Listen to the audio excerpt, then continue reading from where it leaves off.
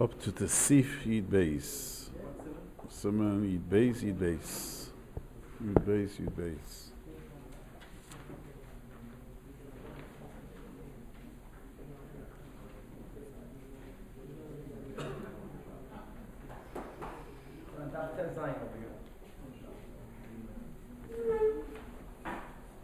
No. Let me explain this halacha, Rabbi say.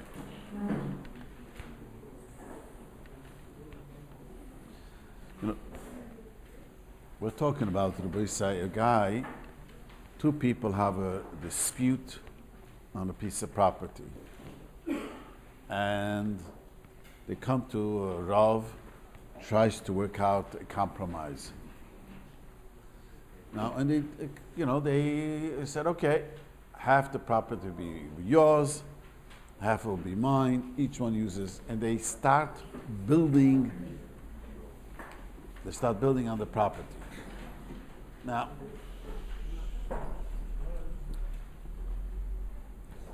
let me explain what the question is over here.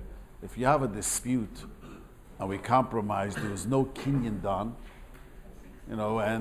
make a compromise. So you'll have the property is yours. How will you kind of the property? Tomorrow he wakes up and he says, forget it. Anyone who knows when there ever is a din Torah or people compromise, first the guy says, great. Then he wakes up the next morning and he says, he got a better deal. It's always that way. The grass on the other side always looks greener. And he feels terrible. So the question is, if a guy has an object in the hand, we have a dispute, who is the owner of this piece of Gemara? And then take Gemara. I will make a compromise. You take one Gemara, I take one Gemara. So I took it home. I have the Gemara home. I was koiner. But you have a piece of land, and you went to a Rav. They had a dispute, and they says, you know what? And the Rav says, let's compromise. Half of it be yours, half of it be mine. You'll take the east side, he'll take the west side of the property. And tomorrow the guy wakes up, he says, no, I don't agree to the compromise. He has the right to change his mind. There was no kinyan. You know what a kinyan means? There was no, what kinyan means that you have to pick up an object and say that if it's mine, I'm willing to give it away to yours, and if it's yours, you're willing to give it to me. That's what a kinyan means. But it was not just because we have a dispute, and this guy says, he's a good salesman, he convinced the two of us not to fight. You take this side, I take this side. Tomorrow morning, I could wake up and says, forget it. If there's no kinyan done. So the story was, it wasn't that way. The story was there was no kinyan, and he started building, and he started building. After both were building on a piece of property, one guy always says, you got the better deal. He wants to annul the entire agreement. After he was building? Yeah, after both. And both. Building is not considered a kinyan. So that's considered a kinyan.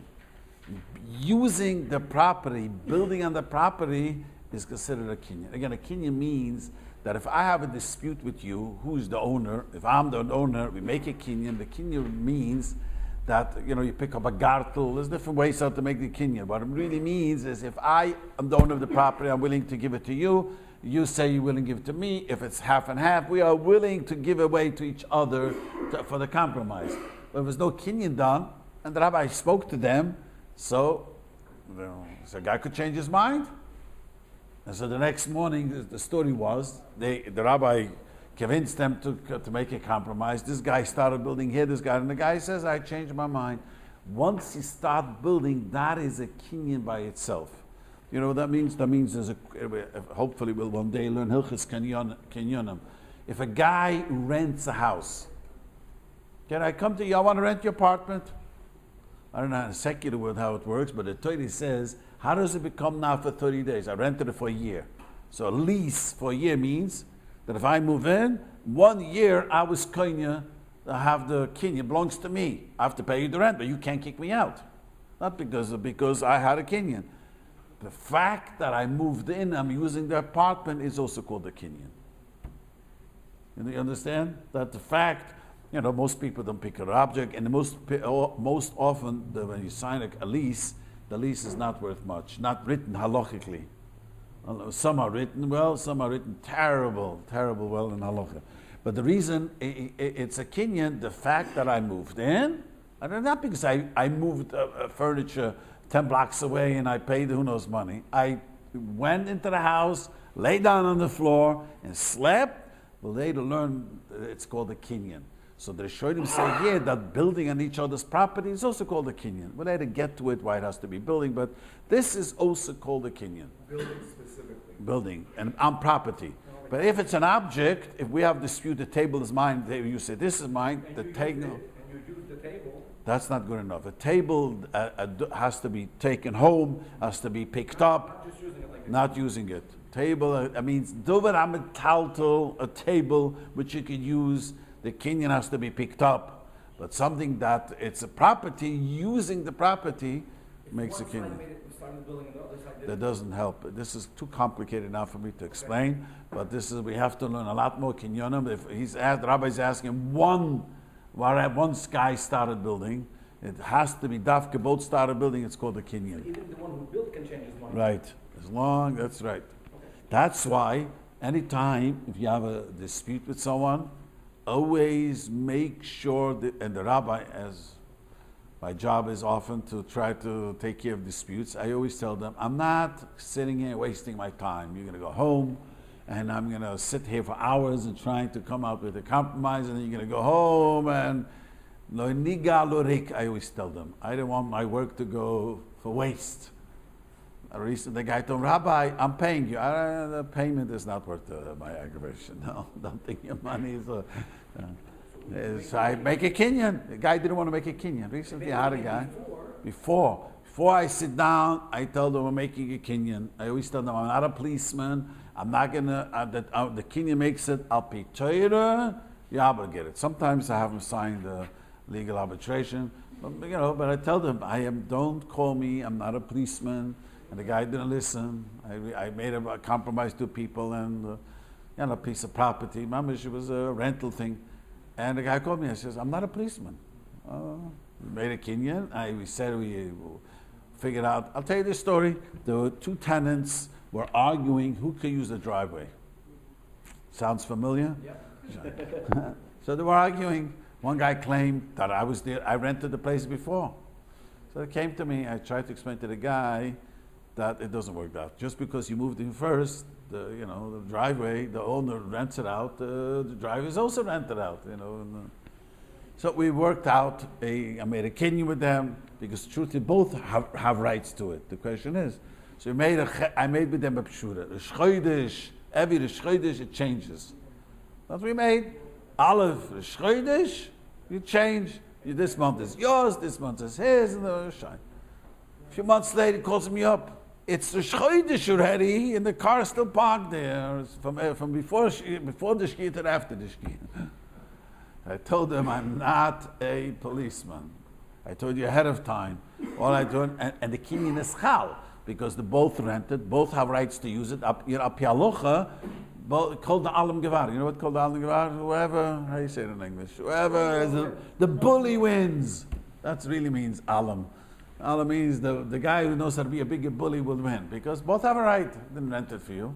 So we made a pshara. So that makes a kinyan, because they were moicha mavata for each other. When you pick up a siddur, and both have a right to use it, and each one, how you say mavata in English? Give up. They waive the rights. Each one waive his rights to the other person. That means I have a right, you have a right, but I have a right to, so we waive each other. This month, I'm not going to use it, you're going to use it. It's. I want to analyze, the kinyan does exactly what? The kinyan for the future doesn't work. There have to be a kinyan on the Metzias. No, the Metzias, this piece of property, we both have a right to use it. We're partners now here. So as long as the kinyan means that I could use it, and you could use it, and I could bully you, you could bully me, so I give up. Every second month, I'm not going to use it. You're going to give it to you. You made the kinyan before you came out with that. Yes. Of other you make it. Otherwise, I'm saying, but he didn't know what he's making a kinyan for. I told him I'm going to work out a compromise and. Whatever you're going to work out, you made a kinyan. To make a kinyan. That's it. It's mutual understanding. See, but that doesn't work, mutual understanding, because you wake up the next morning and your understanding is different. Mutual agreement. Yeah, but if it doesn't have teeth, the agreement.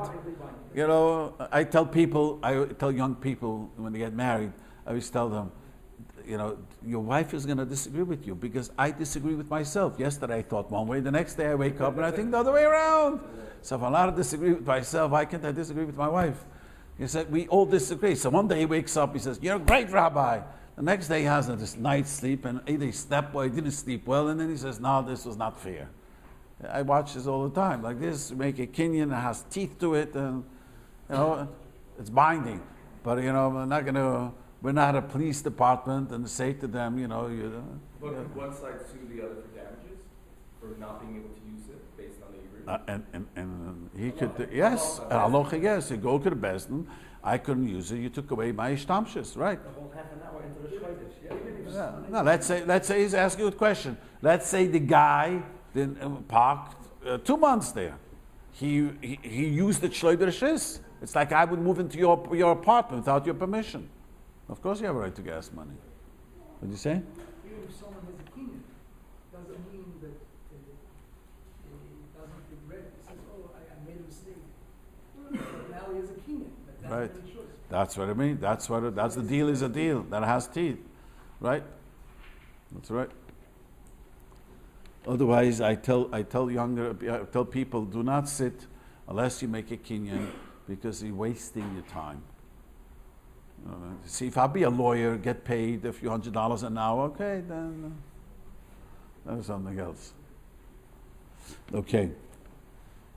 So the Mechaba Yid Gimel, Shora B'Lo Kinyan, they made a compromise without making a kinyan. The Kubal Anitve Gezerusam, and they accepted it, but they made a star, they made a document.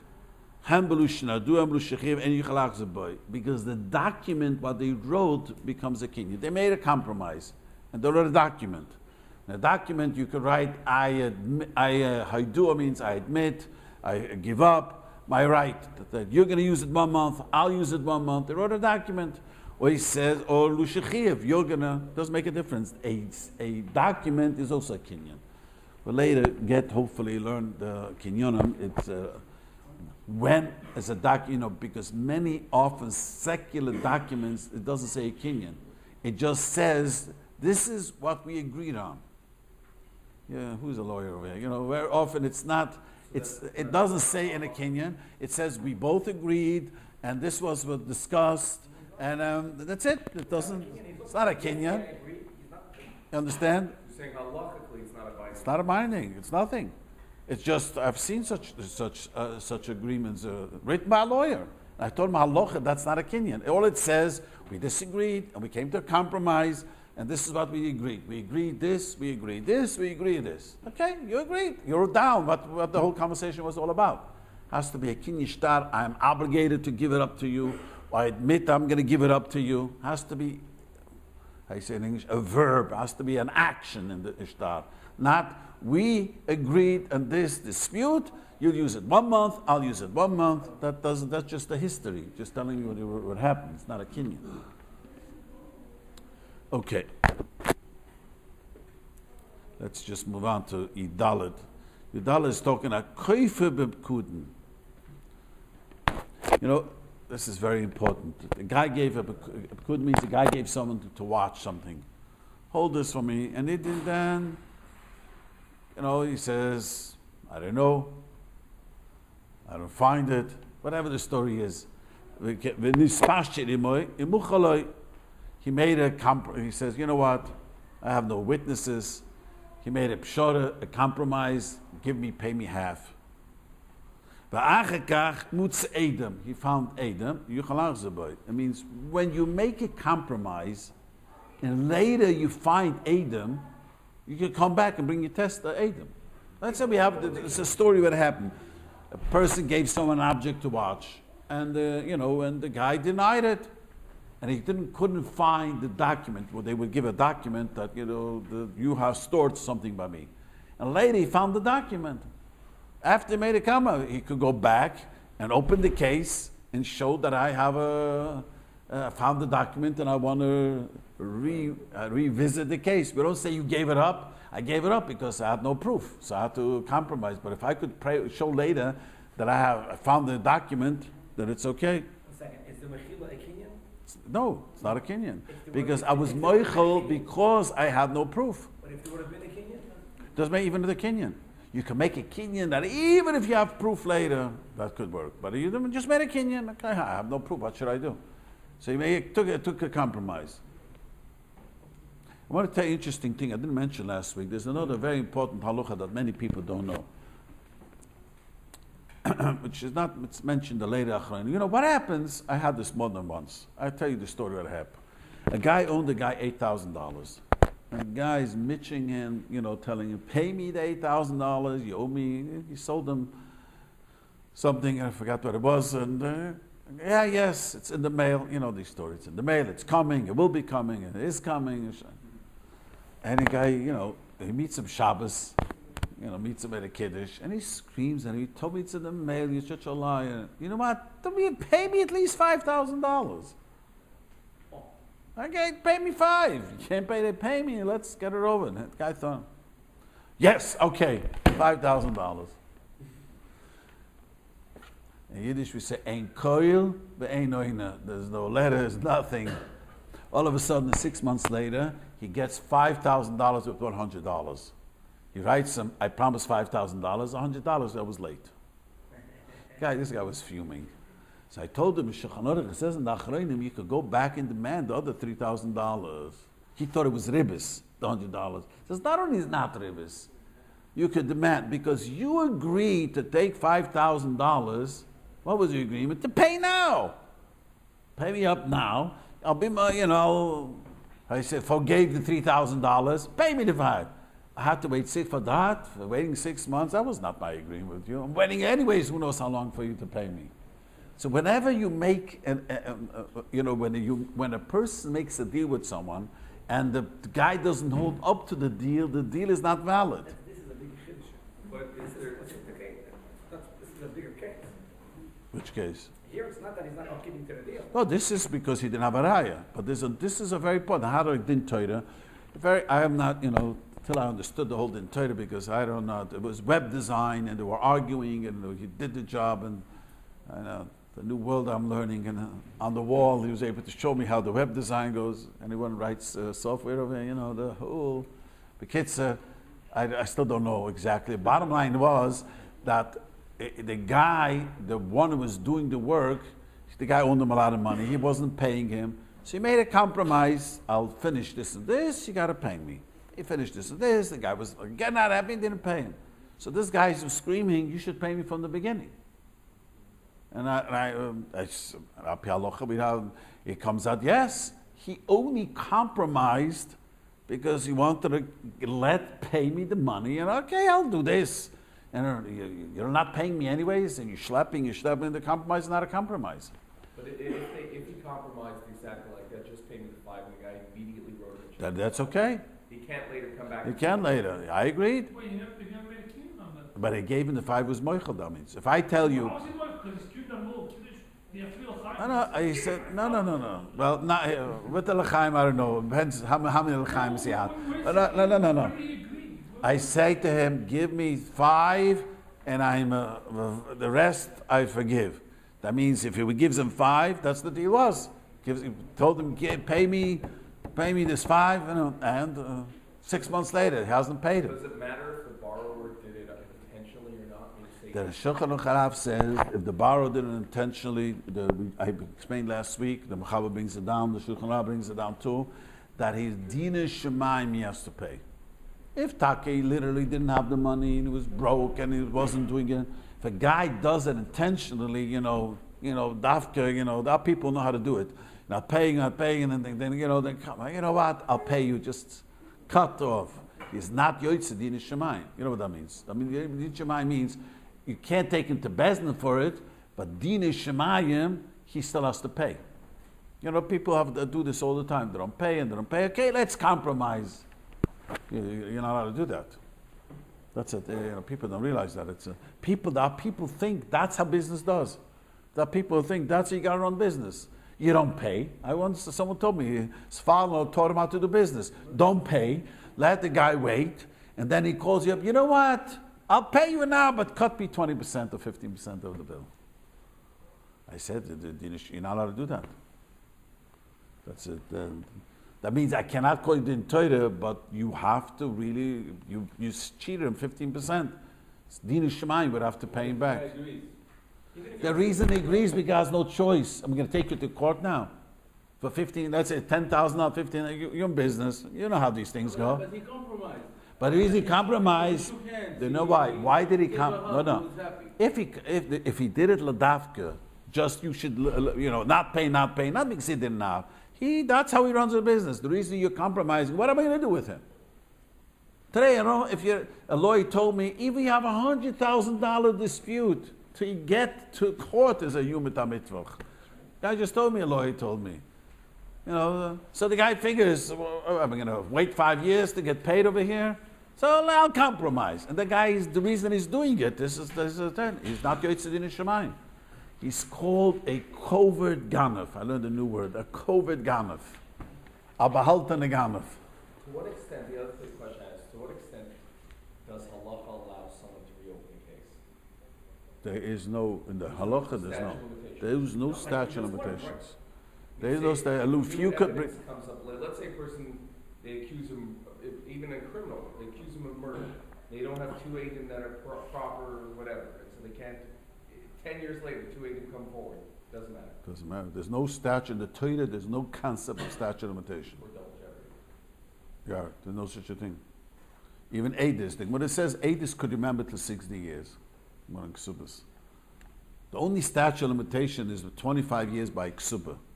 It's the only place I remember in Shas such a concept. That if a woman didn't collect the Sibba 25 years, she got divorced. If she came almona for 25 years, she didn't collect it. We assume after 25 years she was Michael. But I had this more than once. I had a guy come to me and he took a loan 18 years ago and he lost all his business. The guy never bothered him.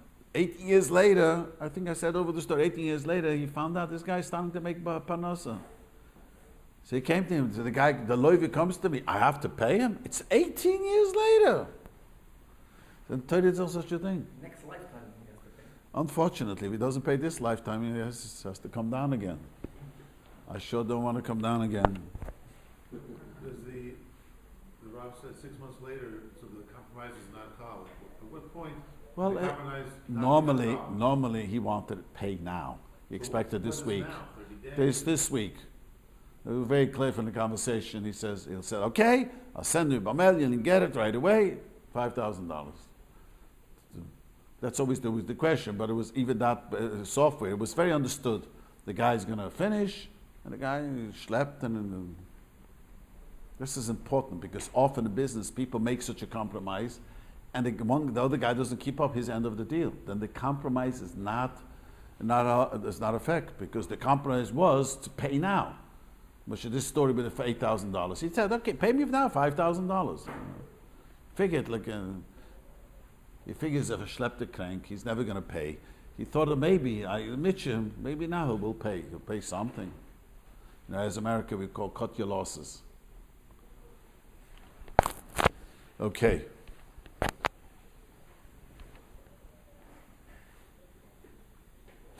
So Tesvav says the same idea. Tesvav.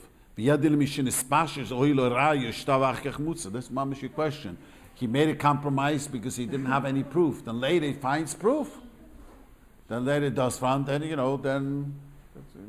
there's no statute of limitations. The guy went to the Torah and he lost, and then he comes back and I found the proof, I found Adam. There's no. Okay. Tazayin Timshe Betuiz Basem Kufrei. That's a whole different subject. Mishan Eschayv Shvil Lechaveiroi. Guy has to swear. I tell this to people. Last week's Pasha, I tell this to a lot of people, and people don't get it. Last week's Pasha, we learned that in the Pasha it says if you give someone to watch something, a shomer, shemechinam, a shemesucher, a shoyel. So the guy says, "What should I do?" You know what I mean? Someone stole it, so I have a right to tell the guy, swear a shvur deraisa. If I give you something to watch and you say, I don't know, I turned around, someone grabbed it, I have no idea what happened. So I can make you swear, you don't trust me. I put on tefillin every day, I have a beard, I put a Bein Tams every day. I learn Chitas. All this doesn't help. Torah says no matter how holy he is, no matter Chashdei, Kabdei means give him respect, Chashdei. Maybe he's not honest, maybe he stole it. The Torah says to us, comes to money, don't be so trusty. I mean, don't be paranoid that we can't make business, but to have everything written down. I just, two young men came with me with the whole Sichsach, and I said, why didn't you write it down? Well, I mean, he's a good friend of mine. Shkoyach, you know what I mean? Often, it's not that the mistrust, often has to do what you like to remember what you like to remember. That is selective memory. You like to remember the deal that went your way. Someone told me that he made a contract because I pushed him to write a contract. He told me in a chamazel because the guy who invested the money, every time he'd raise a cup, I just take out the contract. He says clearly. He doesn't look it up and he gets annoyed and he says, I remember the contract. Let's look it up. It's very, very important. Right? And no matter how, nothing, don't be afraid. Just write things down. I tell people, get yourself a lawyer. It's worth $1,000. You're going to pay the lawyer because you're going to save yourself enormous amount of headaches. Okay. In our case over here, where two people are arguing with a property dispute, which one could make the other swear? By karka, we don't swear. And shvir by karka, we don't swear. It's only when it's a mal. Right.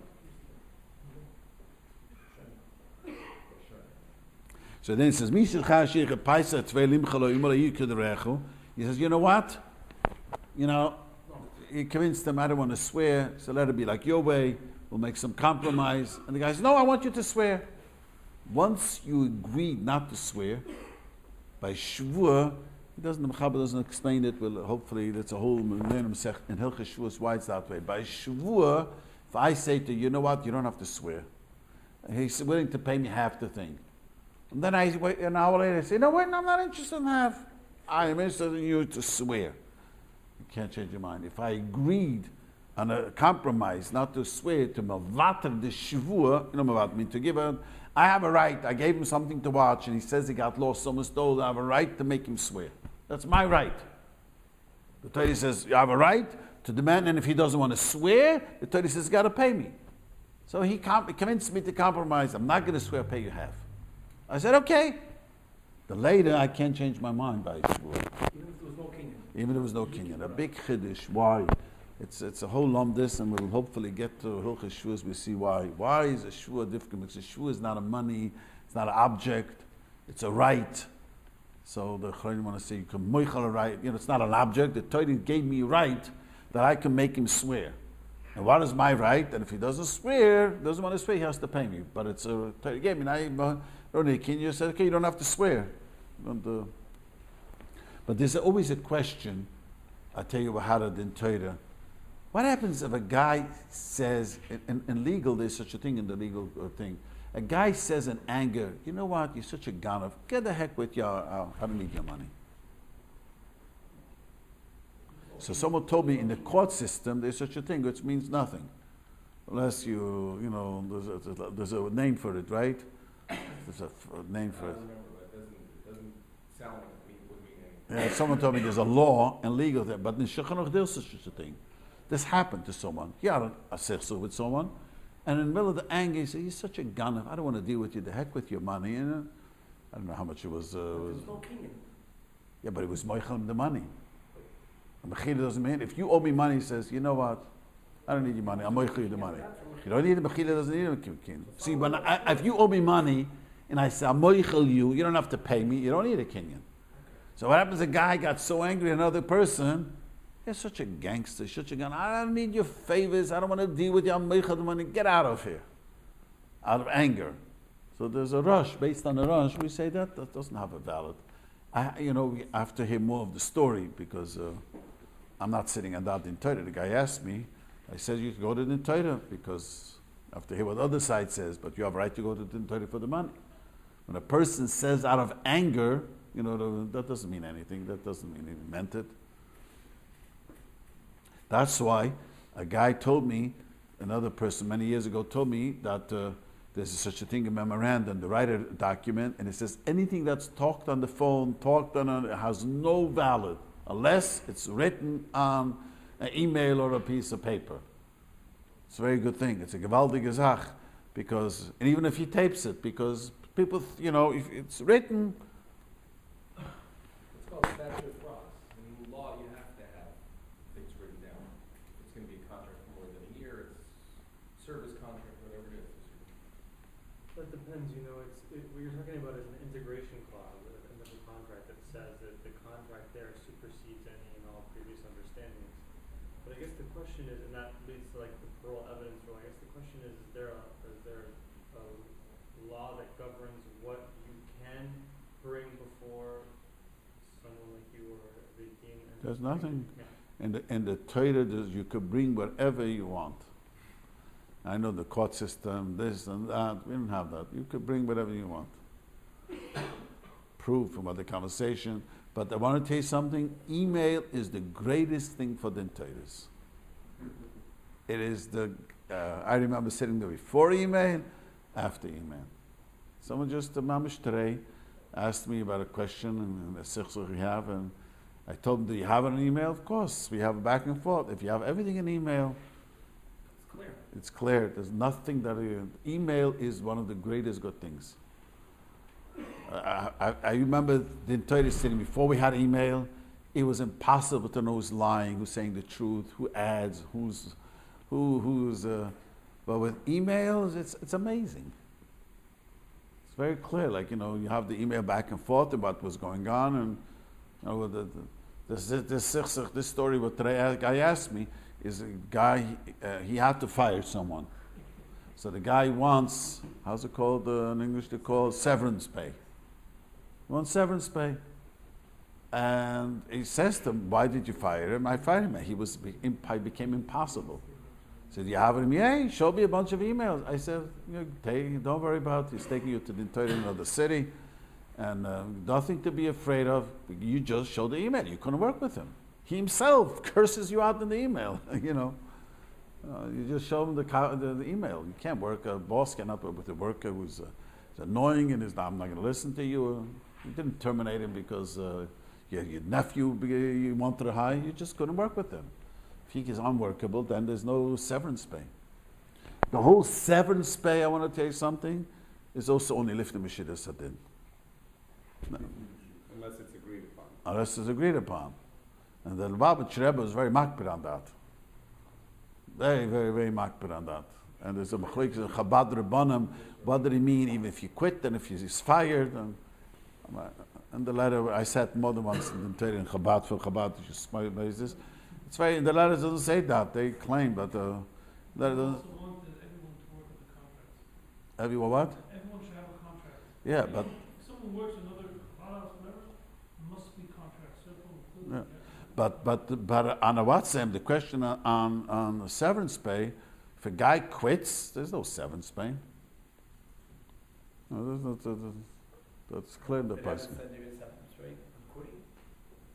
One Chabad guy came, I said in the Torah. From that person. But I think that's accepted by us. That there's no Lately. Lately it became. Okay. Let's move on. He says, now what happens in Rabban and Pashrun? What happens? A guy is dealing with many people. This is many partners. This is, partners is one of the hardest things. Especially a bunch of partners are taking someone that didn't tell you. You follow what I'm saying? So now, the Bezdin are trying to make a pshara. But you don't, if everyone signed whatever Bezdin is going to say is one thing. 1 second, we're sitting over here, just because 5 of them or 8 of them, let's say 10 part, 9 of them says we're willing to compromise. So what? They can't force the thing. He says, you can't 9 people, you understand what happened to 10 partners, and they have a dispute with one outsider. And 9 of them say, we want to make a compromise. I'm not interested. You can't force them. Can't force them, and if he wants to go to the Torah, let him go to the Torah. You can't, we don't say, it's a partnership unless it's written into the corporation who has the right to vote. You know that they have such a thing in the write-up of the contract that even though you gave so much money, you have no right to this. And I've seen such contract. I've seen a contract where the guy invested all the money, but he had very little power to decide. Depends how you write it. Once it's a contract written, then, but if there's nothing written, just because 9 people decided one way, you can't force a 10th person to do. Okay. The Rebbe says Yesh Omrim, what's the meaning of Yesh Omrim means that it's not, he has a Rishon who says it, and it doesn't, and no one argues, so he says it's Yesh Omrim. Yesh Omrim in Shulchan Aruch never means that there's someone disagreeing. Yesh Omrim, that's how I saw it written, and I'm just quoting it this way. It doesn't sound like it's... Yeah, but that's the rule of the Shulchan Aruch. Mechaber's rule is when there's no one who disagrees in the Beis Yosef. Beis Yosef brings a Tshuvas HaRosh. I remember who it was. This is a Miki Yosef and a Mordcha. No one else. So there's no one disagrees. So he writes it Yesh Omrim. It's a klal in the Shulchan Aruch. So Pshura, now you have to. Let me tell you this, Mechaber. Someone asked me today. This is the second time the boys asked me this question. Guy asked me today, he gave his expensive coat, must be very expensive. He bought it, he tells me, on eBay, secondhand, $150. I don't know what this is. But anyways, for skiing, it's a very expensive coat, whatever he had.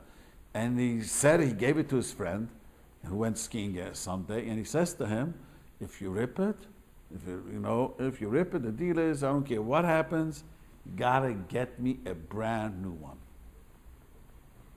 Not interested, you should get me on eBay another one. I want a brand new one. Did they make a Kenyan? Did they make a Kenyan? So they said to him. Another guy told me, last year, so Bacha told me, he loaned someone a phone, and he was a regular cell phone. He told him, if you lose the cell phone, if it breaks, he let him use it for the weekend, you have to give me an iPhone. The boys aren't... And he broke it, or whatever, and he came to me, I made a deal with him, and now he's going to... So the Din Shulchan Aruch is, that's called an asmachta. You know what an asmachta means? If a person really loses an object, a person takes a shoyel is chayev, no matter if lightning strikes the jacket. You know what happened? When there was the Northridge earthquake, a very interesting story happened in my neighborhood. A guy went and asked from his friend, can you lend me a car? I want to take my mother-in-law home. It's expensive Jaguar car. I want to take her home with a fancy car. I'll take him to the airport.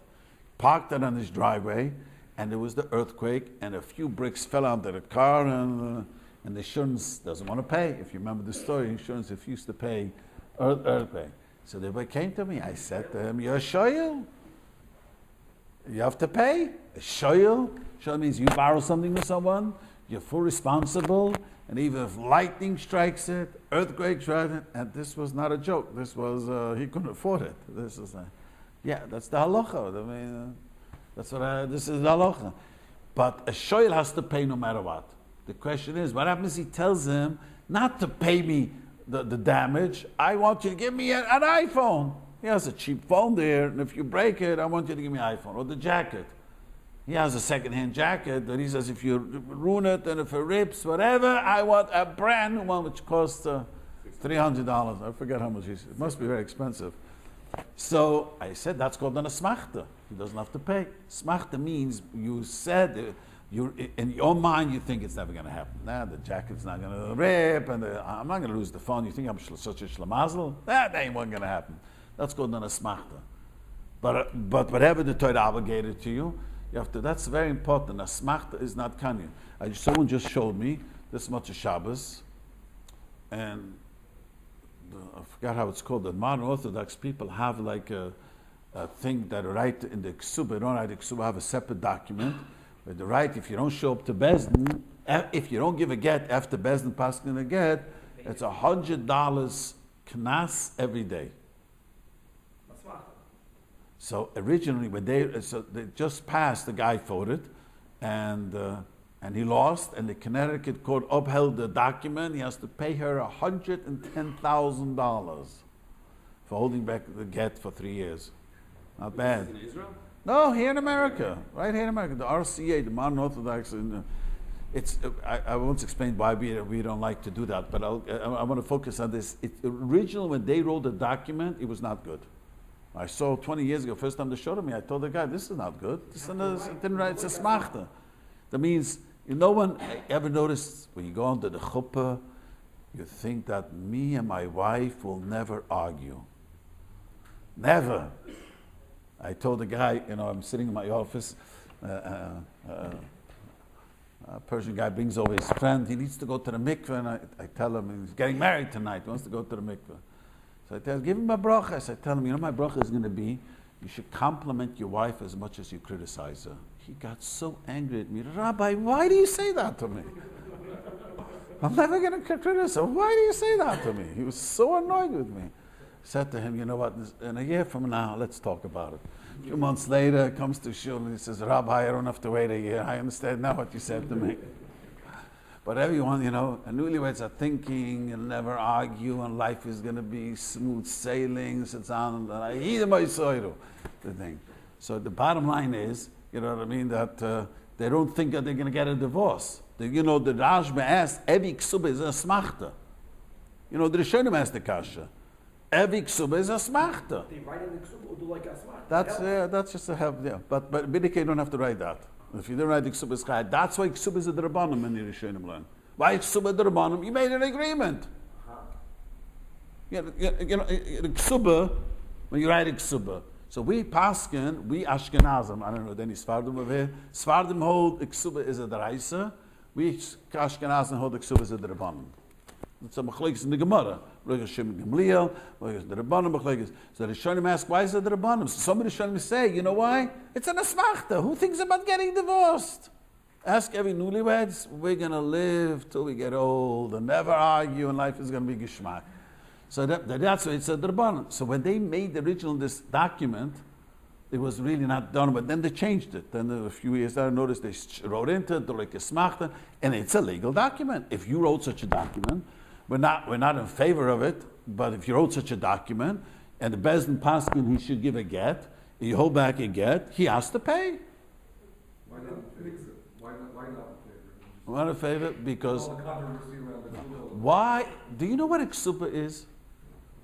Iksuba is, the Chazal were masak in Iksuba, because the Chazal wanted, it should be very expensive for the husband to divorce his wife. So you ask an American guy, the Chazal the Rabbanim want me to live with such a lady, I want to get divorced. What kind of a shalom bayis is this? I want to divorce her. I really can't divorce her, it's too expensive.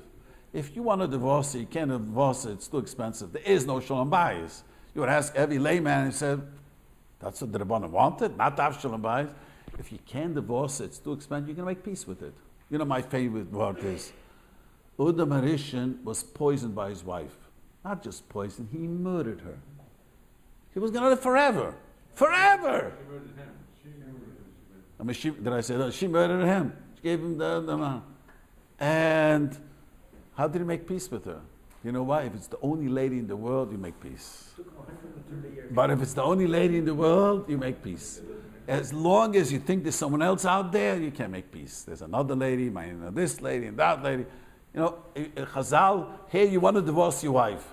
I can't, except it's too expensive. That's what Chazal wanted, it'd be too expensive. Make peace with it.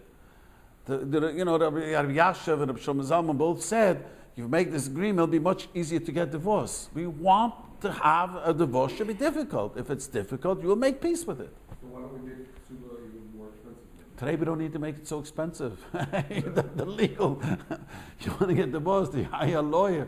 The ksuba, no one ever questions about the ksuba. No one. And the secular courts in New York have fined husbands for not giving a get. We're not giving a get, really? Yeah. They hold you contempt of court, and that's No, not fine. They ruled for every day that you. Yeah, this is based on, no, that's because that's based on they signed this agreement. Only if they signed this agreement. They held it up. Just now, the Connecticut court also held it up. Well, the couple in That the get is a legal document. they didn't have in their get that for every day he doesn't, give me my. They didn't have in the ksuba, or did it, he didn't get, be fine, but the judge listened to the argument of the wife's lawyer and said, by the way, until you give her a get, I'm gonna fine you, I think it was $750 a day. I think that sounds like it would be sanctions, though. That's supposed, would you be able to accept that? Halacha? Halachically, it's the get might be possible. That's a course. That's forcing a person to give a get.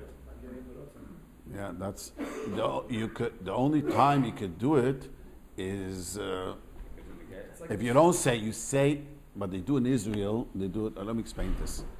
In Israel, they have a very different way to do it. The Rabbanut says to the husband, you have to give mezainis. Mezainis means you don't want to give a get. You have to give her, how you say mezainis?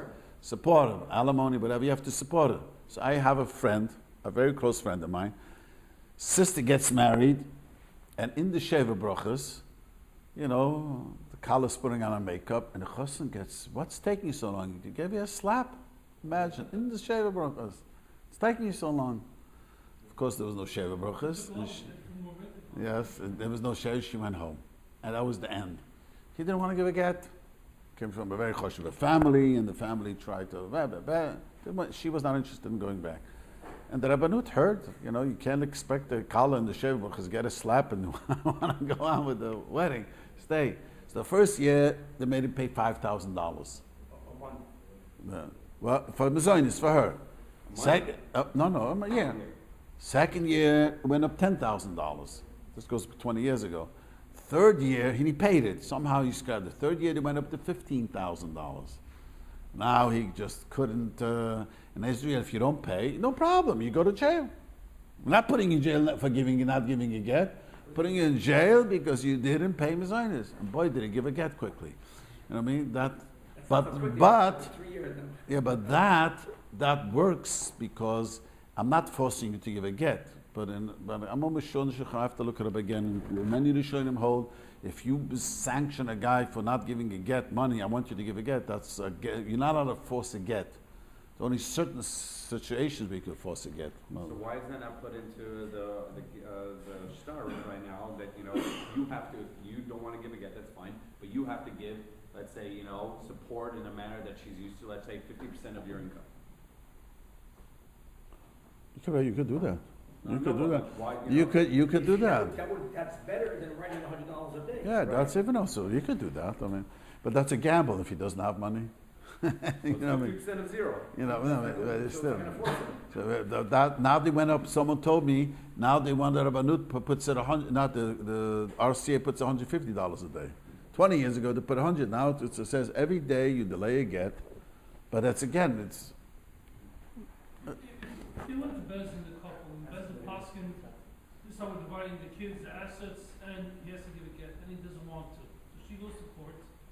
She says we went to Bezin, and the court rules he has to pay $1,000 a day each day he doesn't give the get. Is that considered a get on Nusa, or is that valid? After all, it's asking that he has to give a get. Yeah, but see, the court is enforcing Bezin's rule. No. Let me explain to you something. In the Gemara, there's cases where we force a husband to give a get. And there's cases we don't force, we tell him it's a mitzvah to give a get. You can't force a get. It does now today, everything is relative. Let me tell you Tshuva Sarash. The Rosh brings a story. Like the story was like this. A lady says to Bezdin, I got married to this guy. This guy's a very angry person. My father had no money. He couldn't find, used to be to find a Hassan lo yat to have money. He had no money whatsoever, and I agreed to marry him. And he's such a angry person that he says that one day he bit into a piece of wood from anger. I'm petrified of my life. And the Bezin, the local Bezin sees he's a very angry person. One of these deranged people, very angry.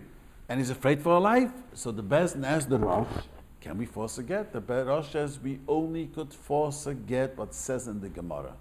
It doesn't say in the Gemara we cannot make a force a get. So we can't force. The guy was a terrible, terrible husband.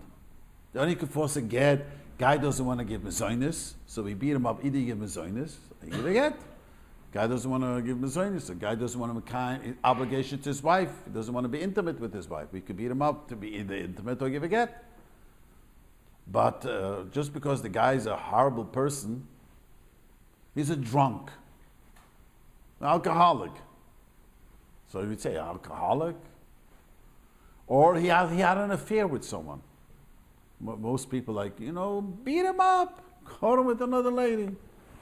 Doesn't make a difference. I mean, you can't force a get. So Bezdin could say, listen, Shalom Bayis is not good, and you guys will never get together. You should give a get, but you can't force a get like that. The Bezdin encourages a get, we can't force a get. That's why, Crown Heights has their problems with Hagunis, and every community has their problem. So I just looked online. One of the big law professors in the world, his name's Eugene Pollock. He writes that a court can't order someone to give a get without it previously being written in the get. That a civil court, in our courts, we can't force a get. Because we can't force a religious. Yeah, but you could. But can you sanction? Like you just said. No, because you can't force it.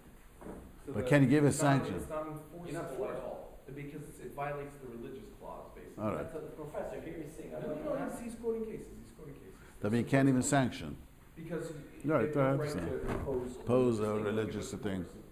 But probably it was this thing. But if you wrote a document, yeah, that is upheld in the court system. So And that is upheld because it made a deal. If you don't give me the piece of paper, it's not religious. You made a deal. Every day you don't give me the get, you made a deal. So the marriage contract is enforceable in the secular court system. The get.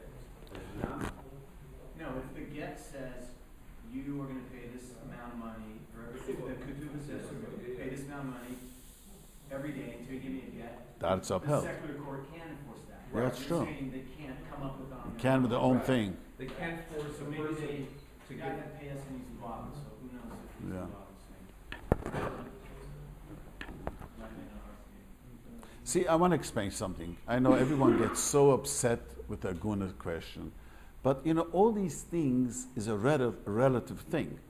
Chazal wanted, I use the word sanctity of the marriage because, let's face it, anyone who's married and a long time, you always sometimes think, did I make the right choice or not? No matter how lucky you are, how great your wife is. Humans are humans, men are men. And it passes you through your mind. Did I make the right choice? Maybe I could have made a better choice. And I said, boy, I don't know what I did. How did I get into this? We are humans, men are men. And so Chazal wanted, you should stick it out. Now sometimes people come to me, they're arguing, and such silly things, they're getting divorced. There was a lady who wrote a book. Someone told me her husband, this is a talk show radio, I don't know who he was, but his wife wrote a book. And she writes that she's a therapist, 99% of the divorces that she deals with is divorced on stupidity. Silly things. As a rabbi, I see this all the time. Silly things. They start with this, boom. It's just, Chazal wanted that people should not get divorced. And we see why very clearly. Children from divorced homes, in the school system are terrible. You see this in the school system. Children who come from divorced homes suffer terribly. So the Rabbanim didn't want. So they wanted a divorce to be difficult because if it's difficult, they'll make peace with it. So it's very, if it's easy to make divorce, then all of a sudden he is impossible to live with. I had a lady, I always say over this story, I had a lady who dated her boyfriend a long time. They were more unorthodox guy. And it became more from. After 4 years of marriage, she wants to divorce him. She says to me, he's so critical. I asked her, you dated him 2 years before that. He was not critical, he was. But he was very cute. She told me, I cannot tolerate his criticism. If I make lokshen, then why did you make potatoes? And if I wear this dress, why did you choose this dress? Now, 2 years she dated him, and it's not we from people dating, it's their way of dating. I don't get into details. Everything was good. You know what I mean? And he was cute. And now, 4 years later, I can't tolerate it. And another officer screamed at me, don't you hear her pain? So what? So put cotton years. The Torah, there's no the Torah. If you put cotton years, maybe he's going to stop. It's a relative question. You understand? These things are really. But today she says it's impossible. A year ago it was cute, and she couldn't care that it was. It's yes. I have a question, another matter. 10 brothers inherit property. So 9 brothers would like to keep it, and the 10th wants to sell out. Go the other way around. Or the other way around.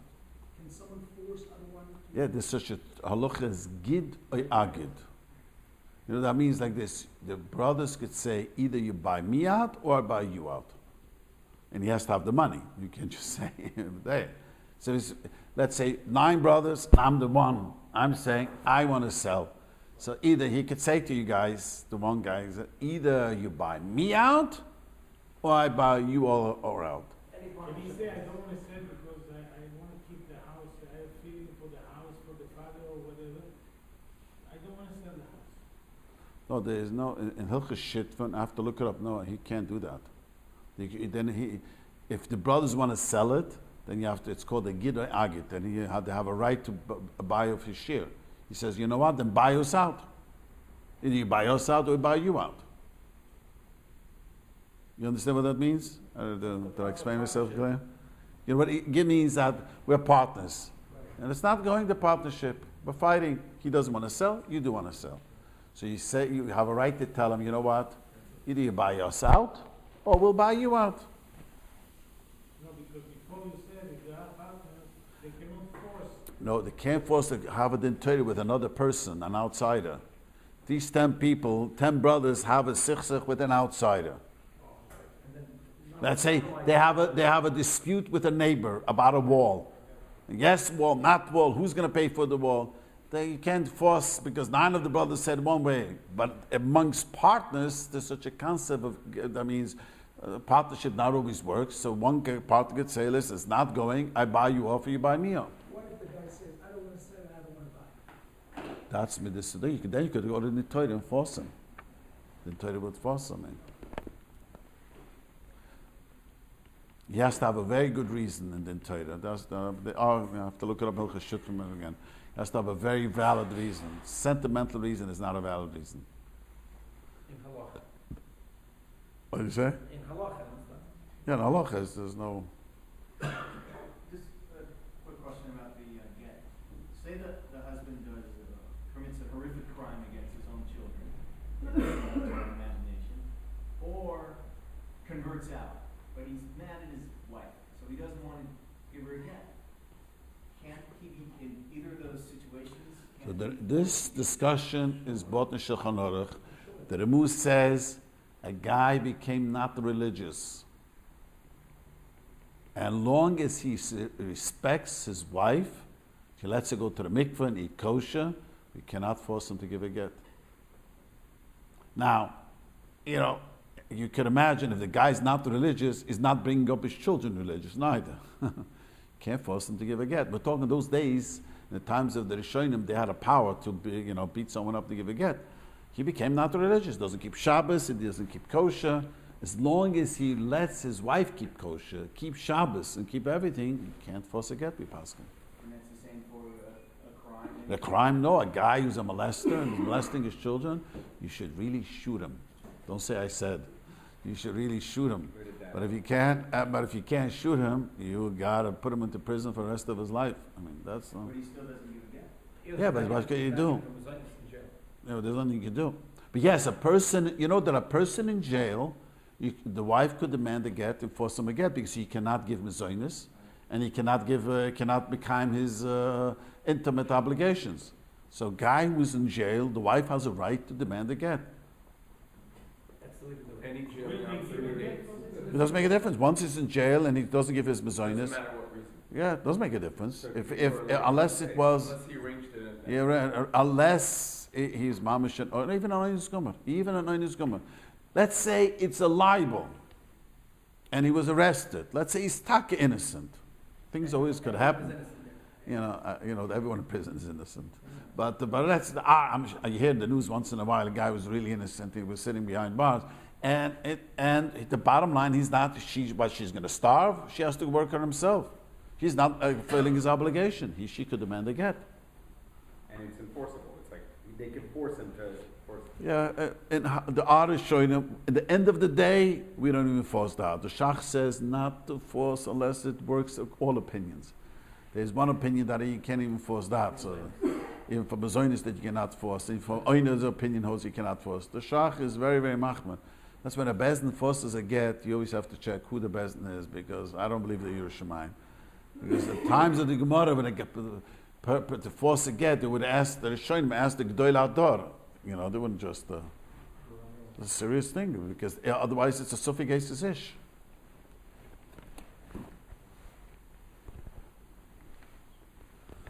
For the record, anyone who's a molester, I'm not saying you should do it. I don't want to be arrested for inciting, how he says. But according to the Torah, if you know a clear guy is a molester, you should shoot him dead. According to the Torah, you said? Yes. Or castrate him. No, you're not allowed to castrate him. We have a problem with that. If your kid kill him. Yeah.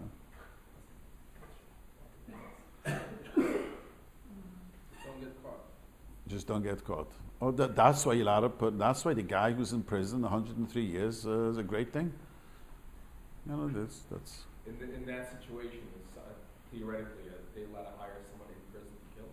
No, once he's there, he ain't going to do it anymore. He can't do it anymore. Right. So if there's He stopped. He can't do it anymore. If you know, that's not going to happen anymore. But if he's gonna get out, then you could hire somebody who before he gets out.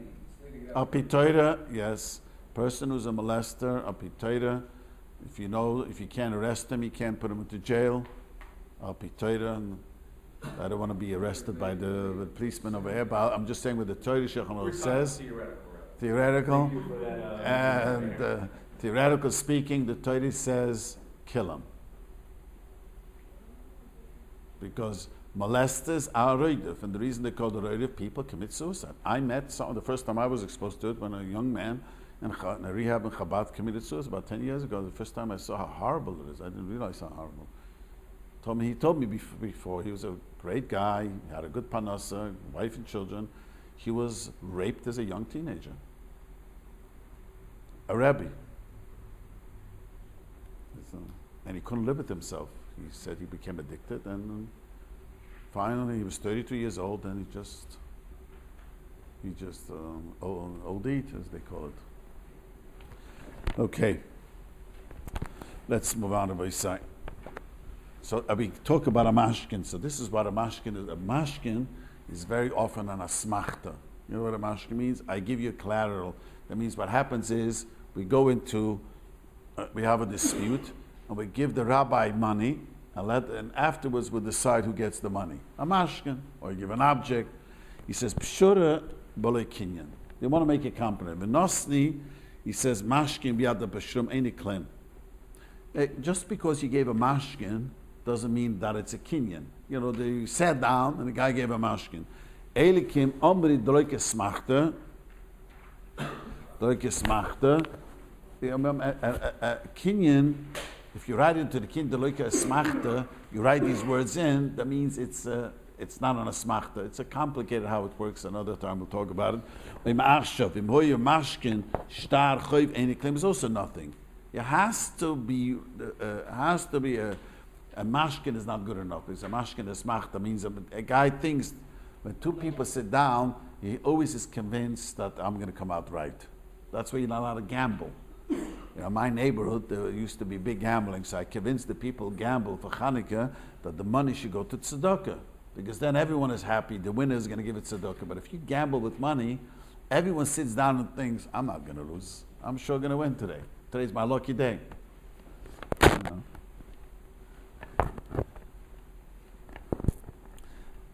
So the Mechaber tzrichen ad yonen esrachik b'chol eicholes, everything that should kabli aleim luden den Torah.